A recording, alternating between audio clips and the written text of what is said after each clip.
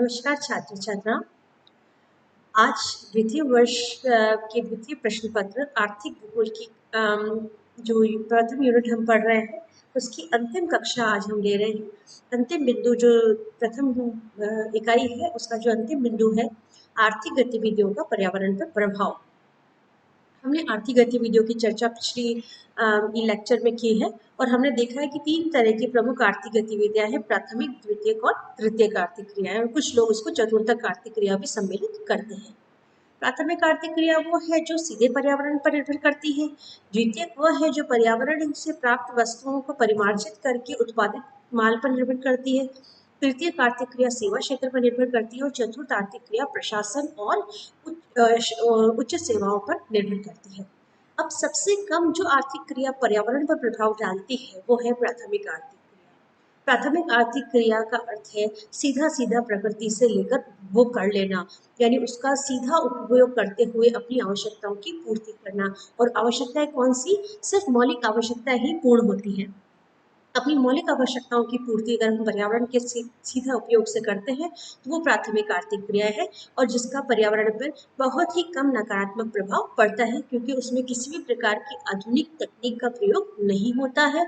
मनुष्य सिर्फ अपने खुद की शारीरिक क्षमताओं से ही उसका उपयोग कर पाता है, जिससे बहुत ज्यादा प्रकृति का विदोहन संभव नहीं होता है। अब ऐसी स्थिति के अंदर कौन पर्यावरण पर प्रभाव अधिक डाल रहा है?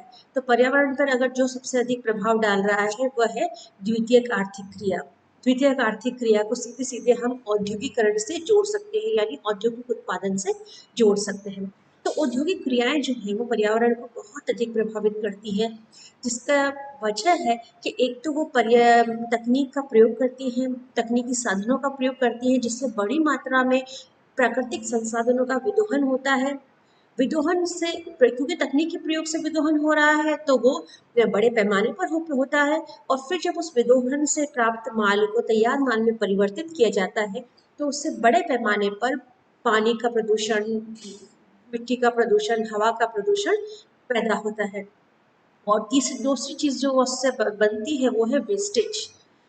कोई भी उत्पादित माल जब तैयार होता है तो बड़े पैमाने पर वेस्टेज क्रिएट होता है, यानी कचरा क्रिएट होता है, जिसको पर्यावरण में ऐसे ही छोड़ दिया जाता है। अब वह वेस्टेज धुएं के रूप में हो सकता है, गंदे पानी के रूप में हो सकता है, या ठोस वेस्ट हो सकता है जिसको पर्यावरण में सीधा छोड़ दिया जाता है, और वह वेस्टेज पर्यावरण में मिलकर पर्यावरण की गुणवत्ता को कम करता है। औद्योगिक आर्थिक क्रियाएं जो हैं, औद्योगिक जो क्रियाएं हैं वो सबसे अधिक पर्यावरण को नुकसान पहुंचाती हैं।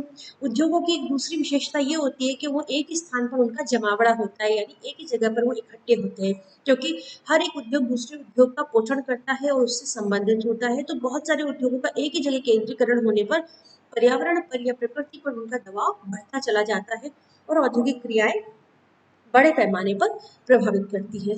दूसरा जो प्रभाव करता होता है वो है तकनीकी और प्रौद्योगिकी क्रियाओं का।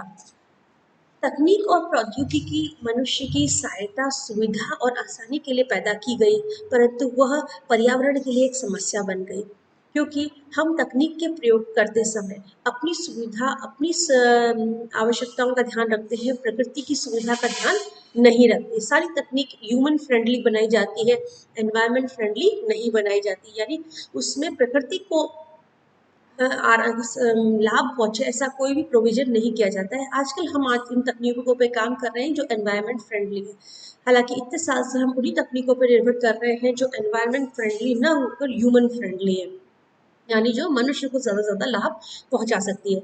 ऐसी अप्रोच यानी ह्यूमन फ्रेंडली अप्रोच अपनाने की वजह से हम जो उन तकनीकों पर निर्भर हो गए जिन्होंने बड़े पैमाने पर पर्यावरण को नुकसान पहुंचाया है। तो इस तरीके से हमारी जो तकनीकी विकास है, अब जैसे एक बहुत ही आसान सा उदाहरण मैं आपको दूंगी, एसी।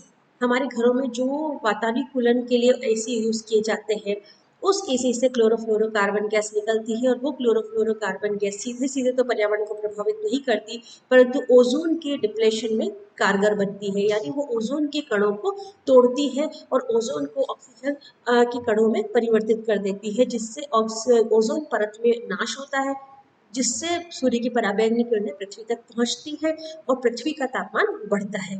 अब इस तरीके से हमारी आसानी के लिए, यानी हमारे तापमान को, घर के तापमान को नियंत्रित करने के लिए जो तकनीक बनाई गई वो पर्यावरण के लिए नुकसानदायक है। ऐसी कई सारी चीज़ें हैं जो हमारी ह्यूमन फ्रेंडली, यानी हमारी आराम के लिए, हमारी आसानी के लिए बनाई गई, परंतु आगे जाकर उसने पर्यावरण को बहुत बड़ा नुकसान पहुंचाया है। एक और आर्थिक क्रिया जो बहुत ज़्यादा प्रभावित करती है, खनन।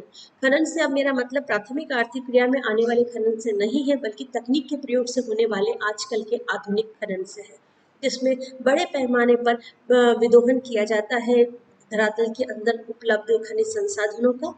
जब खनिज संसाधनों का हम विदोहन करते हैं, जो भी कच्चा माल हम प्राप्त करते हैं उसमें बड़ी मात्रा वेस्टेज की होती है, यानी उस पदार्थ की होती है जिसका उपयोग नहीं हो पाता है, उस वेस्टेज को हम फेंक देते हैं।